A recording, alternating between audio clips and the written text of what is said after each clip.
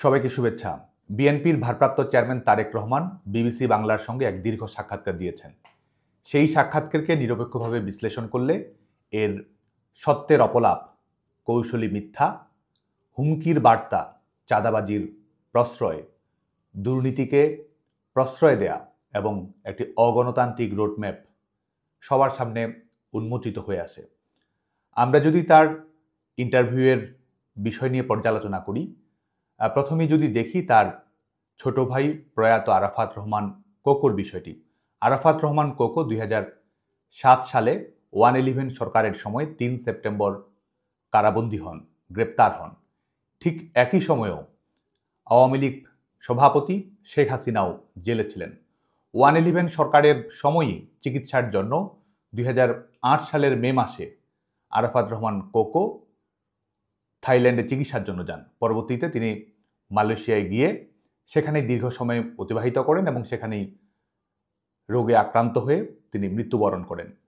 যে কোনো মৃত্যুই মর্মস্পর্শী, পরিবারের যে কারো মৃত্যুই আমাদের সবার জন্যই অনেক কষ্টের, বেদনার, আহত অনুভূতি তৈরি করে। সেই ব্যক্তিগত দুঃখবোধ থাকতে পারে, কিন্তু সেটির সঙ্গে আওয়ামী লীগকে জড়ানো, রাষ্ট্রযন্ত্রকে জড়ানো এবং সেটির মাধ্যমে রাজনৈতিক ফায়দা লোটার প্রচেষ্টা আমরা মনে করি যে একটি কৌশলী মিথ্যার সুনিপুণ উদাহরণ। এবং আমরা আমাদের স্মৃতি যদি আমাদের সঙ্গে প্রতারণা না করে, আমাদের সুস্পষ্টভাবে মনে আছে সরকার প্রধানমন্ত্রী শেখ হাসিনা শোক প্রকাশ করার জন্য, একজন সন্তানহারা মায়ের প্রতি সহানুভূতি প্রকাশ করার জন্য গুলশান কার্যালয়ে গিয়েছিলেন। বাড়ির দরজা কিন্তু বন্ধ ছিল। ন্যূনতম রাজনৈতিক, সামাজিক শিষ্টাচার সেটি কিন্তু সেদিন প্রদর্শন করা হয়নি। অথচ আজকে এ ধরনের কৌশলী মিথ্যার আশ্রয় নিয়ে আজকে দোষারোপ চাপিয়ে দেওয়ার রাজনীতি কিন্তু নতুন করে যে বাড়ছে সেটির একটি দৃষ্টান্ত। এবং এভাবে যখন একটি দুঃখজনক মৃত্যুর ঘটনাকে দোষারোপের বিষয়বস্তু হিসেবে পরিণত করার চেষ্টা করা হয়, এটি থেকে বোঝা যায় এই যে জুলাই আগস্টে গণহারে হত্যা মামলার আসামি করা হয়েছে আওয়ামী লীগের নেতাকর্মীদের, সরকারের সঙ্গে সংশ্লিষ্ট ব্যক্তিদেরকেই, এই জবাবদিহিতা, এই বক্তব্য থেকেই আসলে এই যে বৈশিষ্ট্যটি জুলাই আগস্টের ঘটনাকে কেন্দ্র করে পরিলক্ষিত হয়েছে আমাদের কাছে সেটি প্রতিভাত হচ্ছে। আরেকটি বিষয় এসেছে সাবেক প্রধানমন্ত্রী খালেদা জিয়ার বিষয়কে কেন্দ্র করে। সাবেক প্রধানমন্ত্রী বেগম খালেদা জিয়া দুর্নীতির মামলায় কারাদণ্ডপ্রাপ্ত হয়েছিলেন। প্রধানমন্ত্রী শেখ হাসিনা সরকারের নির্বাহী আদেশে 2020 সালের 25শে মার্চ সরকারের নির্বাহী আদেশ প্রয়োগের মাধ্যমে কিন্তু তাকে মুক্তি দেয়, তার বাড়িতে থাকার ব্যবস্থা করে এবং সার্বিক সুচিকিৎসার ব্যবস্থা গ্রহণ করা হয়। সরকারের জায়গা থেকে যে ধরনের রাজনৈতিক দৃষ্টিভঙ্গি, নমনীয়তা, মানবিক দৃষ্টিভঙ্গি রাখা সম্ভব ছিল, আওয়ামী লীগ সরকার কিন্তু তার সবটুকুই প্রদর্শন করে। অথচ আজকেও সরকারের একটি ইতিবাচক দৃষ্টিভঙ্গি, সহানুভূতিশীল দৃষ্টিভঙ্গি, মানবিক দৃষ্টিভঙ্গির ঘটনাকে আজকে কিন্তু ভিন্নভাবে ব্যাখ্যা করছে বিএনপির বর্তমান ভারপ্রাপ্ত চেয়ারম্যান।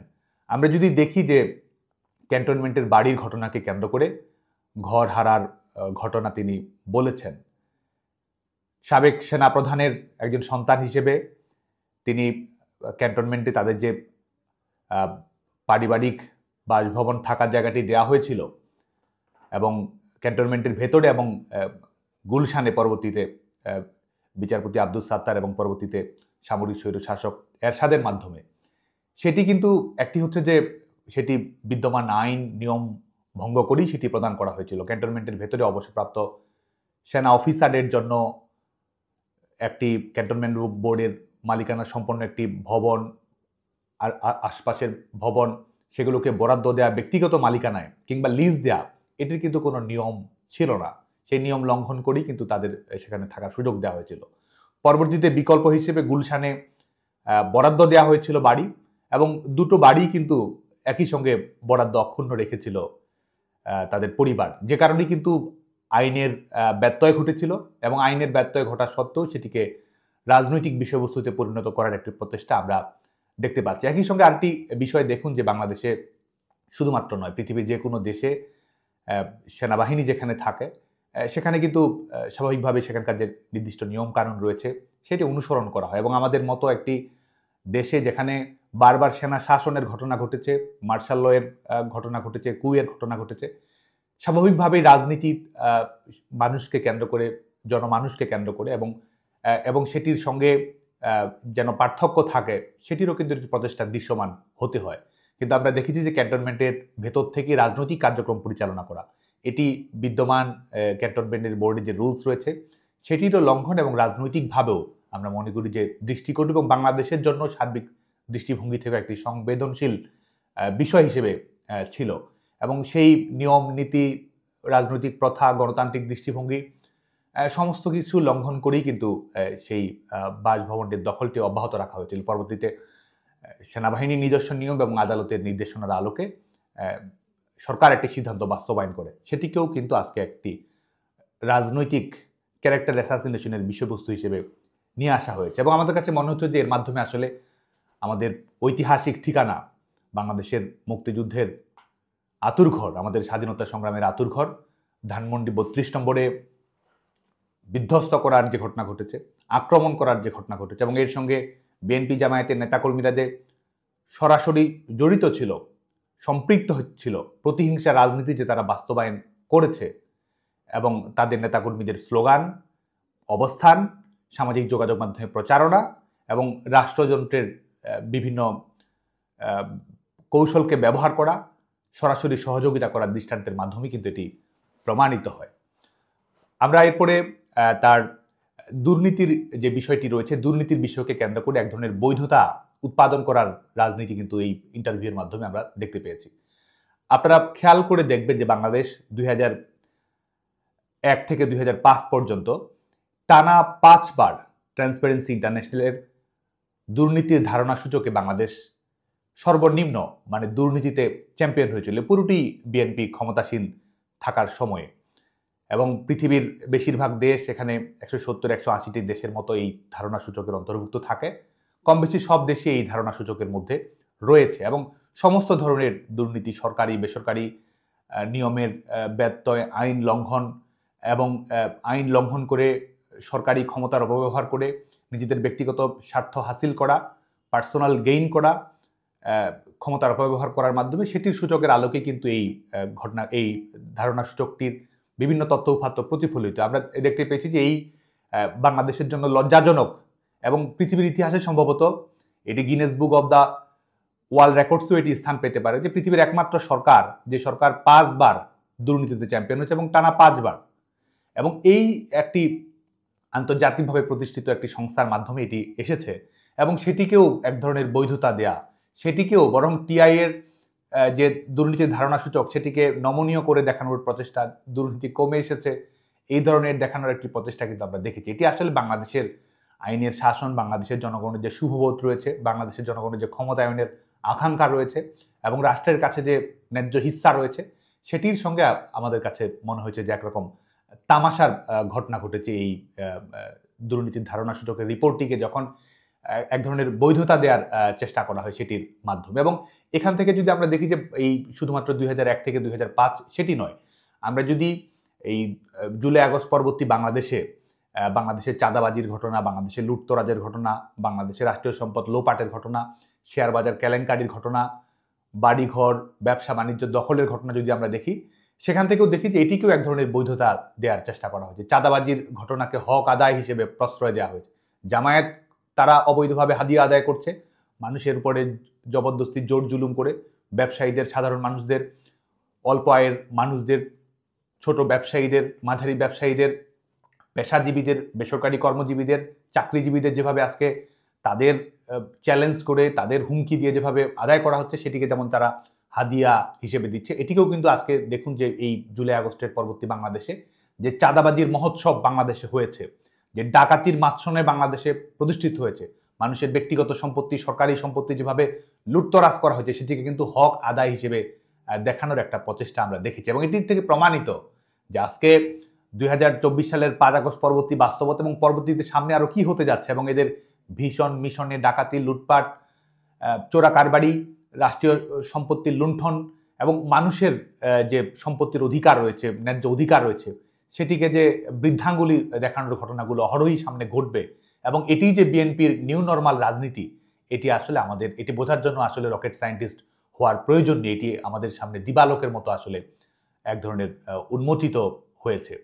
এবং আমরা আরেকটি বিষয় নিয়ে আমরা দেখেছি যে বিশেষ করে তত্ত্বাবধায়ক সরকার ব্যবস্থা, যেটি বাংলাদেশে 1996 সালের 15ই ফেব্রুয়ারির নির্বাচন, একতরফা একটি নির্বাচনের মাধ্যমে বিএনপি ক্ষমতায় এসেছিল, একটি যেনতেন নির্বাচনের মাধ্যমে, একটি জনগণের অংশগ্রহণহীন নির্বাচনের মাধ্যমে, বাংলাদেশের বেশিরভাগ বাংলাদেশের সবচেয়ে বড় রাজনৈতিক দলগুলোর অনুপস্থিতির মাধ্যমে যে নির্বাচনটি অনুষ্ঠিত হয়েছিল, যেটির মাধ্যমে আসলে বাংলাদেশের নির্বাচন প্রক্রিয়াটাকেই এক ধরনের চ্যালেঞ্জের মুখে ফেলে দেওয়া হয়েছিল। শান্তিপূর্ণ ক্ষমতা হস্তান্তরের যে নিয়ম রয়েছে সেটি লঙ্ঘন ঘটানো হয়েছিল। গণতান্ত্রিক যে মূল্যবোধের যে জেন্টেলম্যান এগ্রিমেন্ট রয়েছে সেটিকে যেটির মাধ্যমে নস্যাৎ করে দেওয়া হয়েছিল, সেই তত্ত্বাবধায়ক সরকার ব্যবস্থা যেটি 96 সালে করার মাধ্যমে পরবর্তীতে আওয়ামী লীগ সরকার ক্ষমতাসীন হয়। এবং আপনি দেখুন যে বাংলাদেশে আওয়ামী লীগ একমাত্র রাজনৈতিক দল, শেখ হাসিনা একমাত্র প্রধানমন্ত্রী যিনি শান্তিপূর্ণভাবে সাংবিধানিক প্রক্রিয়া, গণতান্ত্রিক প্রক্রিয়া ক্ষমতা হস্তান্তর করেন 2001 সালে। যদিও নানা ধরনের ষড়যন্ত্রের ঘটনা ঘটেছে, তারপরও গণতান্ত্রিক দৃষ্টিভঙ্গি, বাংলাদেশের শান্তিপূর্ণ পরিবেশ পরিস্থিতি অক্ষুণ্ণ রাখা এবং জনগণের ক্ষমতায়নের ধারণাকে অক্ষুণ্ণ রাখার জন্য আওয়ামী লীগ সরকার, শেখ হাসিনা সরকার সেটি করেছে। পরবর্তীতে আমরা 2001 থেকে 2006 আমরা কি দেখতে পেয়েছি? আমরা দেখেছি যে তত্ত্বাবধায়ক সরকার ব্যবস্থাকে আজকে তারা বিভিন্ন ধরনের লজিক্যাল ফেলাসির আশ্রয় নিচ্ছে, বিভিন্ন ধরনের বুদ্ধিবৃত্তিক বিভ্রমের তারা আশ্রয় গ্রহণ করছে, অনেকেই সেটি গ্রহণ করছে। কিন্তু আজকে বাংলাদেশের মানুষের সামনে তো এই স্মৃতিগুলো মুছে দেওয়া সম্ভব নয়। আমরা তো ইতিহাস ঘাটলেই, গুগল করলেই আমাদের পাবলিক মেমোরি থেকে তো এগুলো কখনোই হারিয়ে যাবে না। তত্ত্বাবধায়ক সরকার ব্যবস্থাকে সম্পূর্ণভাবে কুক্ষিগত করেছে, নিজের স্বার্থে ব্যবহার করেছে বিএনপি সরকার। যখন বিচারপতিদের অবসরের বয়সসীমা 65 থেকে 67 করা হয়েছিল, শুধুমাত্র তাদের পছন্দের সর্বশেষ অবসরপ্রাপ্ত প্রধান বিচারপতিকে কেয়ারটেকার গভর্নমেন্টের চিফ বানানোর জন্য যখন এই নিয়মগুলোর লঙ্ঘন ঘটানো হলো, যখন এই নিয়মগুলোর পরিবর্তন করা হলো, এমনকি আদালতকে ব্যবহার করা হলো, আমাদের রাষ্ট্রের অন্যতম 3টি অঙ্গের অন্যতম বিচার বিভাগের স্বাধীনতা, সেখানে বিচার বিভাগকে আসলে কলঙ্কিত করা হলো এবং বিচার বিভাগকে আসলে বিএনপি সরকার নিজের ক্ষমতায় রাখার গ্যারান্টির জন্য নিজের স্বার্থে ব্যবহার করার তারা চেষ্টা করলো। সেই তত্ত্বাবধায়ক সরকার ব্যবস্থাকে কিন্তু তারা আমাদের গণতান্ত্রিক প্রক্রিয়া, আমাদের রাজনৈতিক যে আস্থা রয়েছে, দলগুলোর মধ্যে পারস্পরিক সুসম্পর্ক রয়েছে, সবকিছু কিন্তু নস্যাৎ করে দেওয়া হয়েছে তত্ত্বাবধায়ক সরকার ব্যবস্থা এই নিয়মগুলোর ব্যত্যয় ঘটানোর মাধ্যমে। খেলার নিয়ম, রুলস অফ দ্য গেম ভঙ্গ করার মাধ্যমে, এটি ব্রেক করার মাধ্যমে কিন্তু বাংলাদেশের গণতান্ত্রিক প্রক্রিয়াকে একটি হুমকির মুখে ফেলে দিয়েছিল বিএনপি সরকার। এবং শুধু তাই নয়, আপনি যদি দেখুন যে এটি তো 2006 সাল পর্যন্ত তারা ক্ষমতায় ছিল। এর আগে 2004 সালে 21শে আগস্ট গ্রেনেড হামলার ঘটনা ঘটেছে। গোটা পৃথিবীর ইতিহাসে এ ধরনের বিরোধী দলীয় নেতাকে হত্যার উদ্দেশ্যে, নেতৃত্বকে সমূলে উৎপাটিত করার উদ্দেশ্যে রাষ্ট্রযন্ত্র, স্বরাষ্ট্র মন্ত্রণালয়, ডিজিএফআই, এনএসআই সবকিছুকে ব্যবহার করে হাওয়া ভবন থেকে নিয়ন্ত্রণ করে 21শে আগস্ট গ্রেনেড হামলার ঘটনা ঘটানো হয়েছে, যেটির মাধ্যমে আসলে আমাদের বাংলাদেশের গণতন্ত্রকেই সাইডলাইন করে দেওয়া হয়েছে, গণতন্ত্রকে আসলে অপ্রাসঙ্গিক করে দেওয়া হয়েছে এই ঘটনার মাধ্যমে। গ্রেনেড হামলার ঘটনা, দেশব্যাপী জঙ্গি হামলার ঘটনা, সমস্ত প্রশাসনকে কুক্ষিগত করার ঘটনা, নির্বাচন কমিশনকে দলীয় ক্যাডারদের একেবারে নির্বাচন কমিশনের ক্যাডার হিসেবে নিয়োগ প্রদান করা এবং তত্ত্বাবধায়ক সরকার ব্যবস্থার নিয়মটি পরিবর্তন করা, এবং সর্বশেষ হচ্ছে 1,23,00,000 ভুয়া ভোটার। আপনারা দেখবেন যে পৃথিবীর বেশিরভাগ দেশের জনসংখ্যা হয়তো এত না, অথচ 1,23,00,000 ভুয়া ভোটার তৈরি করেছিল এই বিএনপি সরকার। এটির মাধ্যমে আমাদের যে গণতান্ত্রিক প্রক্রিয়া রয়েছে, সাংবিধানিক প্রক্রিয়া রয়েছে, জনগণের ভোটের রায় প্রতিফলিত হওয়ার যে নিয়ম রয়েছে, সেটিকে কিন্তু নির্বাচনে পাঠানো হলো। বিএনপি বাংলাদেশের নির্বাচনে পাঠিয়েছে, বিএনপি বাংলাদেশের গণতন্ত্রকে নির্বাচনে পাঠিয়েছে আসলে এর মাধ্যমে। এবং আজকে নিরপেক্ষ সরকার, নির্বাচনী দায়বদ্ধতা নিয়ে আজকে তারা বড় বড় লেকচার দিচ্ছে এখান থেকে সেখান থেকে। এবং আজকে দেখুন যে এই বাস্তবতাগুলো রয়েছে, যে কারণে কার কতটুকু দায় রয়েছে এটি কিন্তু বাংলাদেশের জনগণের সামনে সম্পূর্ণভাবেই পরিষ্কার রয়েছে। এবং আরেকটি আপনি দেখুন যে এই 2001 থেকে 6 সালে আজকে যারা নতুন দিনের রাজনীতি, নিজেকে স্বঘোষিত প্রধানমন্ত্রী হিসেবে যারা ঘোষণা করছে, এবং জনগণ কি রায় দিচ্ছে না দিচ্ছে, নির্বাচনটি অংশগ্রহণমূলক হচ্ছে কি হচ্ছে না, প্রতিযোগিতামূলক নির্বাচন হচ্ছে কি হচ্ছে না, জনগণের রায়ের প্রতিফলন হওয়ার সুযোগ কি হচ্ছে না, এটির মাধ্যমে আসলে একটা লন্ডন বৈঠক আর দেশে ফিরে হয়তো আরেকটা সিটিং মিটিং করে নিজেদের মতো করে এক ধরনের সরকারটি বেছে নেয়, যেমন সরকারটি চলছে। তো সেটি কি কোনো গণতান্ত্রিক সরকার হবে? এই সরকার তো বাংলাদেশে বর্তমানে যে অনির্বাচিত দখলদার ফ্যাসিস্ট সরকার রয়েছে, সেই অনির্বাচিত দখলদার ফ্যাসিস্ট সরকারেরই আরেকটি সংস্করণই তো এই নতুন যে তারা যে লোক দেখানোর নির্বাচন, তারা যে প্রহসনের নির্বাচন, তারা যে সমঝোতার নির্বাচন, তারা যে সিটিং মিটিং এর নির্বাচনগুলো করার পরিকল্পনা করছে, সেটাই তো আজকে সেদিকেই তো যাচ্ছে এবং সেই দৃষ্টিভঙ্গিটি তো আমাদের সামনে প্রমাণিত হচ্ছে। এবং আমি যেটি বলছিলাম যে যারা আজকে এই কথাগুলো বলছে তাদের ট্র্যাক রেকর্ড কি, এবং আমরা রাজনীতি করি, আমাদের দৃষ্টিভঙ্গি, আমাদের বক্তব্যের বাইরেও যদি আমরা দেখি যে বিএনপির ভারপ্রাপ্ত চেয়ারম্যান তারেক রহমান সম্পর্কে আমরা এমনকি উইকিলিক্সের রিপোর্ট, যেটি বহুল আলোচিত এবং যেটি সাংবাদিকতার মানদণ্ডে গোটা বিশ্বে আলোড়ন তৈরি করেছিল, সেখানে কিন্তু সুস্পষ্টভাবে বলা হয়েছে এই রিপোর্টগুলো নিয়ে তারেক রহমান সম্পর্কে, সেটি বলা হয়েছিল বিপজ্জনক হিংসাত্মক রাজনীতির প্রতীক হচ্ছেন তারেক রহমান। এবং যেগুলো আসলে 21 আগস্টের গ্রেনেড হামলা, 10টা অস্ত্র মামলা, 63 জেলায় বোমা বিস্ফোরণ থেকে শুরু করে বিরোধী দলকে সমূল উৎপাটন করা, এই বিষয়গুলোর আলোকেই কিন্তু এটি বলা হয়েছিল। তৎকালীন মার্কিন রাষ্ট্রদূত জেমস এফ মরিয়ার্টি, তিনি, আপনাদের অনেকের মনে আছে উইকিলিক্সের রিপোর্ট অনুসারে, তিনি বলেছিলেন যে বাংলাদেশে ঘুষ, দুর্নীতি, আত্মসাতের যে ঘটনাগুলো ঘটেছে এবং বিচার বিভাগের উপর হস্তক্ষেপের যে ঘটনাগুলো ঘটেছে, এটির মাধ্যমে আসলে বাংলাদেশের গণতান্ত্রিক প্রক্রিয়া, শান্তিপূর্ণ এবং স্থিতিশীল বাংলাদেশকে আসলে নস্যাৎ করে দেওয়া হয়েছে। এবং শুধু তাই নয়, এই যে বিশেষ করে ব্যবসায়ে প্রভাব বিস্তার করা, ব্যবসায়ীদের কাছ থেকে চাঁদা আদায় করা এবং এক ধরনের প্রতিযোগিতামূলক বাজার ব্যবস্থার মাধ্যমে সবাই আইন অনুযায়ী নিয়মের মাধ্যমে যেভাবে ব্যবসা বাণিজ্য করবে সেটির লঙ্ঘন ঘটানো হয়েছে। এবং সেটির মাধ্যমে আসলে বিনিয়োগের যে পরিবেশ বাংলাদেশের অভ্যন্তরে ছিল, তার যে ব্যবসায়িক আত্মসাৎ এবং লুটপাটের ঘটনা এবং সুশাসন নিশ্চিত করার ক্ষেত্রে যে ব্যর্থতা, এটির কারণে আমাদের বিনিয়োগ যে একেবারে নিরুৎসাহিত হয়ে যাচ্ছে, বিনিয়োগ আসার পরিবেশ যে বাংলাদেশে আর থাকছে না, সেটির কিন্তু আমরা দেখেছি যে জেমস এফ মরিয়ার্টির এই তার বার্তার মাধ্যমে কিন্তু সেটি এসেছে। আজকে সাংবাদিকদের বিষয় নিয়ে, নির্যাতনের ঘটনা নিয়ে রাজনীতিকরণ ঘটানো হচ্ছে, নিজের ইচ্ছে মতো বয়ান তৈরি করা হচ্ছে, নিজেকে এক ধরনের পোস্ট ট্রুথ বাস্তবতায় যেন আমরা বসবাস করছি, যেখানে নিজে যেটি বলবে, নিজে যেটি দেখতে চায়, ইচ্ছে মতো একটি প্রচার করে দিলাম এবং সেটি সত্য, এই সত্য বলে আমি এক ধরনের সিলমোহর দিয়ে দিলাম, এটি সত্য হয়ে গেল। সেটি ঘটনা ঘটেছে কিনা, সেটি হয়তো এই আমাদের ইউনিভার্সে না ঘটে কোনো প্যারালাল ইউনিভার্সে ঘটেছে কিনা, সে ধরনের একটি বাস্তবতা আসলে তারা তৈরি করার চেষ্টা করছে। আজকে বহুল আলোচিত সমালোচিত 57 ধারা, সেই 57 ধারাও কিন্তু বিএনপির সময় তথ্য প্রযুক্তি আইনের 57 ধারা ছিল, যেটির মাধ্যমে আসলে অনলাইনে মত প্রকাশের স্বাধীনতাটিকে রুদ্ধ করা হয়েছে, সেটির সূচনাও কিন্তু তাদের হাত ধরে। এবং সাংবাদিকদের হত্যার যে ঘটনাগুলো বাংলাদেশে ঘটেছে, আপনাদের মনে আছে 21-এ পদকপ্রাপ্ত সাংবাদিক, প্রখ্যাত সাংবাদিক আমাদের সবার শ্রদ্ধেয় হুমায়ুন কবির বালুকে কিভাবে বাড়ির সামনে বোমা মেরে হত্যা করা হয়েছে, দীপঙ্কর চক্রবর্তীকে কিভাবে হত্যা করা হয়েছে, মানিক শাহ খুলনা প্রেস ক্লাবের সভাপতি, তাকে কিভাবে বোমা মেরে হত্যা করা হয়েছে, গৌতম দাস, আপনাদের অনেকের মনে আছে, তিনি সড়ক ও জনপদ বিভাগের দুর্নীতি নিয়ে, সংস্কারের দুর্নীতি নিয়ে তারা রিপোর্ট করেছিলেন, সেই রিপোর্ট করার প্রেক্ষিতে তাকে পিটিয়ে কিন্তু তারা হত্যা করে তাকে ফেলে রাখা হয়েছে। আজকে ভারত বিরোধী ট্রাম্প কার্ড প্রদর্শন করার চেষ্টা করা হচ্ছে এবং এটির মাধ্যমে সস্তা রাজনীতি এবং এটির মাধ্যমে আসলে ভারত বিরোধী কার্ডের মাধ্যমে আসলে বাংলাদেশে সাম্প্রদায়িক রাজনীতি তৈরি করার একটা প্রচেষ্টা আমরা দেখতে পাচ্ছি, এবং যেটি আসলে নীতির সঙ্গে সম্পর্কিত নয়, পারফরমেন্সের সঙ্গে সম্পৃক্ত নয়, জনগণের স্বার্থ সুরক্ষার সঙ্গে সম্পর্কিত নয়, বাংলাদেশের স্বার্থ রক্ষার সঙ্গে সম্পর্কিত নয়, শুধুমাত্র এক ধরনের হুজুগ তৈরি করার প্রচেষ্টা কিন্তু আমরা দেখতে পাচ্ছি। যে কারণে আওয়ামী লীগ সরকার, শেখ হাসিনা সরকার, যেখানে আত্মমর্যাদা, স্বাধীনতা, সার্বভৌমত্ব,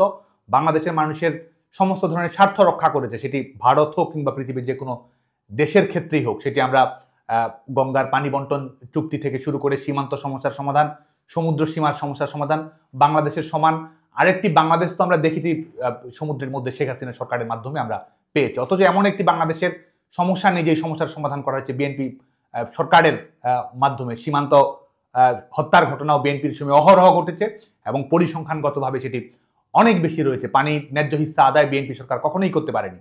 ট্রান্সশিপমেন্ট আদায়ের বাস্তবতা, ব্যবসায়িক বাণিজ্যিক সুবিধা সবই আওয়ামী লীগ সরকার নিশ্চিত করেছিল। আজকে কিন্তু বিএনপির হাতে এমন কোনো অর্জন নেই যেটি ভারত থেকে শুরু করে অন্যান্য দেশের কাছ থেকে বাংলাদেশের মানুষের স্বার্থ তারা রক্ষা করতে পেরেছে। শুধুমাত্র সস্তা রাজনীতি করার জন্য এই ট্রাম্প কার্ডগুলো তারা খেলছে, এটির মাধ্যমে তারা আসলে রাজনৈতিক ফায়দা নেওয়ার চেষ্টা করা হচ্ছে। বাংলাদেশের মানুষ অবশ্যই ভারতের সঙ্গে একটি পারস্পরিক আস্থা, মর্যাদা এবং দুই দেশের জনগণ উপকৃত হবে এই ধরনের সম্পর্ক চায়, যেটি আওয়ামী লীগ সরকার বাস্তবায়ন করতে পেরেছিল, যেটির মাধ্যমে আমাদের জনগণের সুরক্ষা, জীবনযাপনের মানের উন্নয়ন, অর্থনৈতিক বাস্তবতা সবকিছু কিন্তু করা সম্ভব হয়েছিল।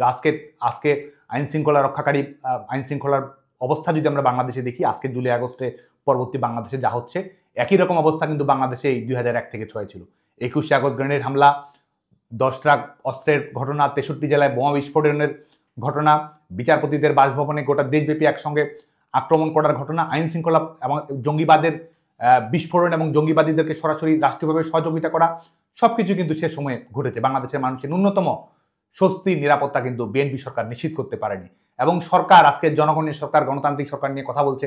হাওয়া ভবন তারা তৈরি করেছিল, বিকল্প একটি সরকার ব্যবস্থা তারা তৈরি করেছিল, যেটি জনগণের ভোটে নির্বাচিতদের মাধ্যমে পরিচালিত হয়নি, এবং সেই হাওয়া ভবন থেকে সরকার, প্রশাসন, দল সবকিছুই তারা পরিচালনা করেছে। এবং সবশেষে যে মিথ্যা রাষ্ট্রটি নেওয়া হয়েছে, এবং যেটি 2000 জুলাই আগস্টে আহত নিহতের সংখ্যা নিয়ে, এবং এই সংখ্যা নিয়ে মিথ্যাচার কারা করে, যাদের সেই দুর্বলতা রয়েছে, যাদের সেই সৎ সাহস নেই, যারা সেই মেটিকুলাস ডিজাইনের মাধ্যমে হত্যাকাণ্ডের সঙ্গে যারা সম্পৃক্ত রয়েছে এবং যারা এটির বেনিফিশিয়ারি, তারাই তো এটি করছে। আজকে সরকারি রিপোর্ট অনুযায়ী তারা নিজেরাই সেটি দেখিয়েছে 834, এবং সেই 834 জনের মধ্যে আওয়ামী লীগের নেতাকর্মী যারা হত্যাকাণ্ডের শিকার হয়েছেন, সেই নামগুলো রয়েছে। বিভিন্ন জায়গায় যারা বিভিন্ন বাসভবনে আক্রমণ করতে গিয়ে, বিভিন্ন বাণিজ্য প্রতিষ্ঠানে, ব্যবসায়িক প্রতিষ্ঠানে আক্রমণ করার মাধ্যমে সেখানে যে হতাহতের ঘটনা ঘটেছে, সেগুলো তারা তালিকাভুক্ত করেছে।